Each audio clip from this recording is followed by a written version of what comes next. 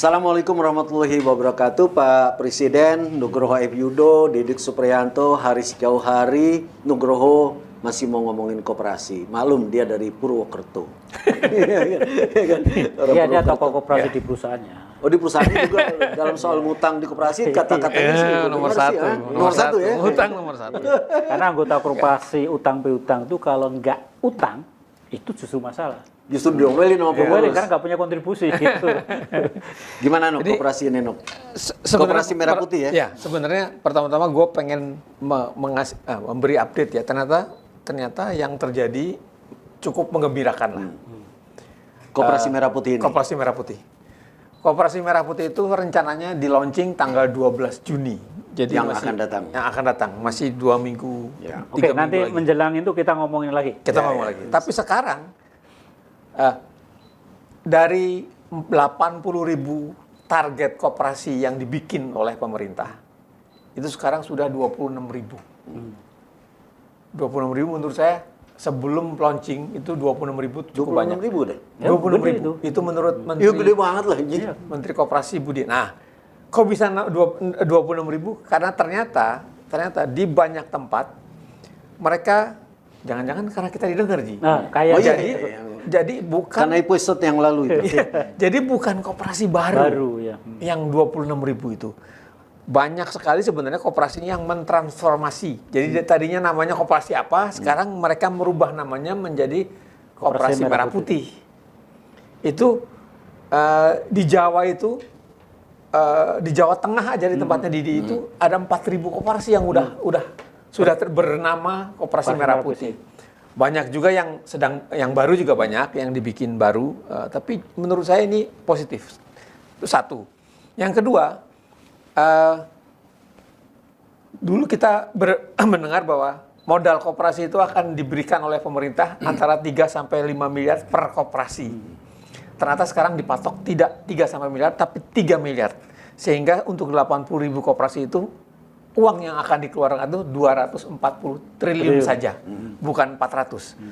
Dari 240 triliun itu ternyata dulu kan diberitakan bahwa modalnya itu berasal dari APBN, APBD, dana desa, dan bank pemerintah, bank BUMN. Ternyata yang 3 yang ke atas ini ternyata enggak. Sekarang semuanya itu berasal dari bank BUMN dan bentuknya pinjaman. Jadi bukan hibah, bukan pemberian, itu dana yang harus dipinjam. Pinjamannya 3 miliar itu adalah pinjaman maksimal yang bisa diberikan oleh bank terhadap koperasi. Jadi nanti koperasi-koperasi diminta untuk membuat proposal diajukan ke bank-bank pemerintah, bank pemerintah nanti yang menilai. Nah, itu judgement bisnis jadinya. Nanti kalau ternyata hanya layak 300, dikasih 300 gitu loh. Jadi yang sudah jalan itu dapat modalnya dari bank juga? Iya. Jadi nanti yang 16.000 maupun nanti yang 80.000 jadi itu pinjam dari bank. Sehingga ini menurut gue positif karena lalu kita mengurangi kecurigaan kita. Karena ternyata dananya bukan dana hibah. Dananya dana pinjem. Ini perkembangan yang menurut gue sangat positif. Artinya lu ingin mengatakan sejauh ini Pak Presiden sukses. Ya. Sejauh ini. Ya kalau mengikuti nasihat kita. Lu belum dapat pemberitahuan dari Seknek. Surat Sekap belum terima. Beberapa kayak misalnya kebetulan aku punya beberapa teman yang di kampung-kampung itu ada koperasi-koperasi baru yang dibikin di desa-desa yang memang rata-rata pengurusnya 8. 3 itu pengawas. Pengawas itu kebanyakan itu aparat desa. Kepala desa dan teman-temannya. Ya. Kepala desa dan teman-temannya. Yang 5, yang 1 juga biasanya ini ketua kan. Lalu yang direkrut beneran itu 4. Dalam prakteknya yang 4 orang ini kebanyakan anaknya kepala desa, keponakannya kepala desa. Yang begitu-begitu itu memang nanti mesti diamati, jangan-jangan sebentar mati. Yang mungkin bertambah berkembang adalah koperasi-koperasi yang sebenarnya sudah ada, lalu berganti nama menjadi Koperasi Merah Putih. Itu mungkin bisa Jadi, ini. Sekarang pertanyaannya kan tinggal ke bank. Ya. Sejauh mana pertanyaan untuk bank? Ya, sejauh mana bank prudent untuk menyalurkan dana pinjaman ini? Sebab kalau mungkin karena himbauan pemerintah, desakan pemerintah, terus dia asal gelontor saja, itu bisa jadi problem. Gitu. Kan bank mestinya ngitung betul, ini koperasi punya kapasitas seberapa, kemampuan profesional kayak apa, sehingga ketika dia mengajukan katakanlah 2M, enggak, kalau 2M risiko buat saya. Kalau koperasi itu nggak bisa mengembalikan sesuai dengan waktu yang tertera di kontrak, itu kan banknya yang rugi. NPL-nya Ya bisa kurang, kan? tentu bank sudah memperhitungkan itu sehingga bisa menyalurkan sampai ke yang lu bilang itu 26.000. Ya, makanya itu Ya. kita tinggal menunggu bank aja. Apakah bank benar-benar hati-hati atau banknya karena diintervensi dia menggelontorkan dengan mudah. Itu yang menurut saya juga Harusnya sih enggak, karena kalau pertama ini ya dari sekian banyak BUMN, bank adalah BUMN yang jadi andalan kita. Termasuk andalan apa? Andalan untuk apa? Danantara. Jadi kegagalan BUMN misalnya mempertahankan mempertahankan performance-nya itu juga pengaruh ke Danantara, merembet ke bagian lain yang juga targetnya Pak Prabowo. Jadi harusnya bank-bank BUMN itu sangat prudent dan benar-benar menghitung secara ini. Apalagi pinjaman itu harus kembali dipatok harus kembali dalam 6 tahun.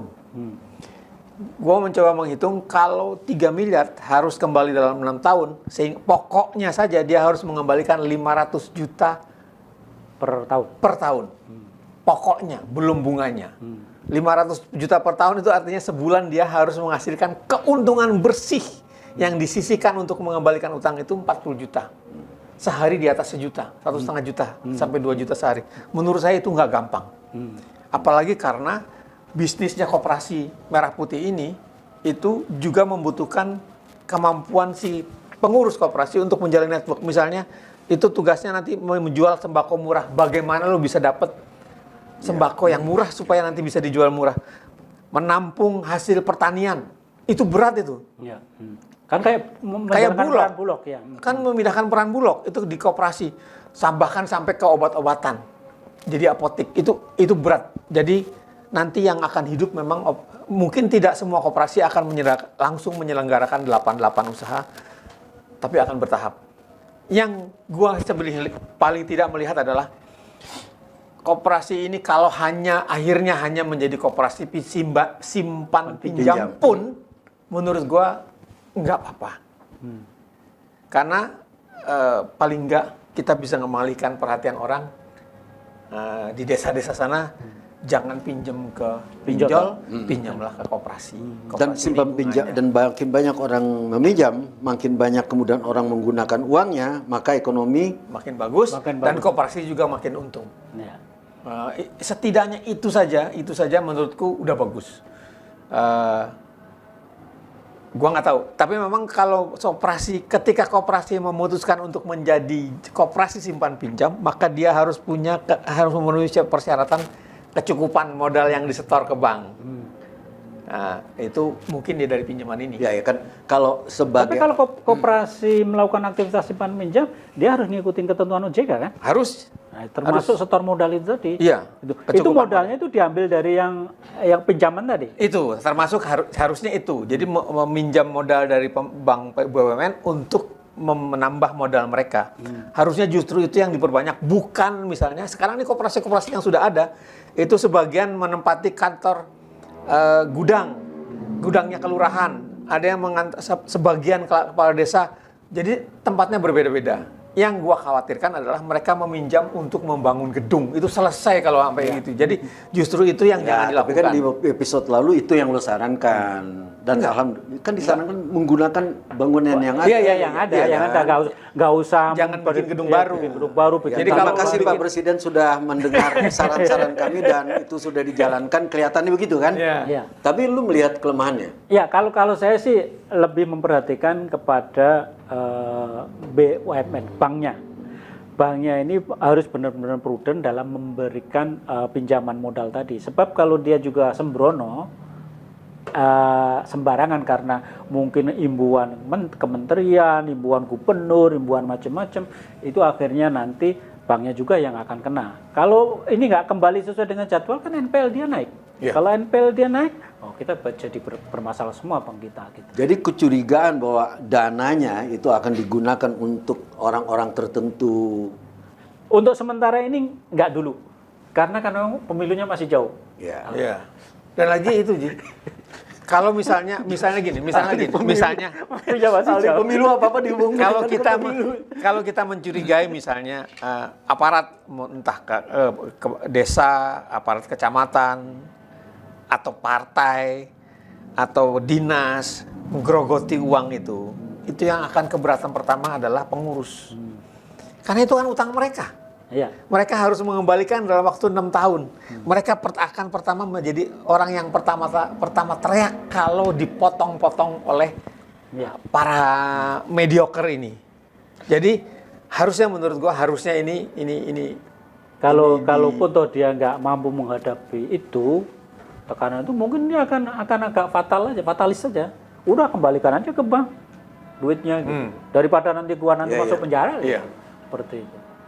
Moga-moga itu yang terjadi. Ya moga-moga itu yang terjadi. Tapi kan kita ini belum setengah jalan pun belum kan. Belum. Ini baru mengawali, di awal itu bagus gitu kan. Persoalannya kan jalan masih panjang. Ya. Bagaimana lu bisa menilai? Ini kan baru seolah-olah ya ini memberi harapan. Iya. Ada beberapa pikiran negatif yang berkembang kemudian kelihatannya tidak terjadi. Yang terjadi justru positif. Kan begitu ya? Iya. Ya, dan itu pun sebetulnya kita biasalah. Soal data ini kan kadang-kadang bapak-bapak di atas itu asal Iya. ngomong aja. Ini 26 ribu pun klaimnya Pak Menteri. Pak Menteri gitu. Apakah benar-benar Menteri 26 siapa? ribu? Menteri Budi. Menteri Koperasi. Yang lagi bermasalah itu? Iya, Iya. gitu.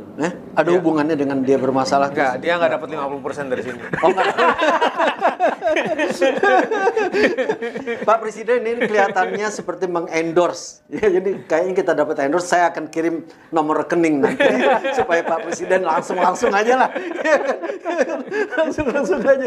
Pak Presiden terima kasih dan terima kasih juga sudah menyaksikan acara-acara kami sebelum ini sehingga kami melihat langkah-langkahnya kok sesuai dengan apa yang dibicarakan oleh dua ahli di kanan kiri saya ini. Khususnya urusan koperasi. Urusnya yang lain banyak. Purwokerto, tempat lahir koperasi di Indonesia. Iya kan? Dia pensiun, jangan-jangan cita-citanya memang mau menjadi ketua koperasi. Semoga bermanfaat. Wabillahi taufiq wal hidayah. Wassalamualaikum warahmatullahi wabarakatuh. Sampai jumpa Pak Presiden. Mantap. Mantap.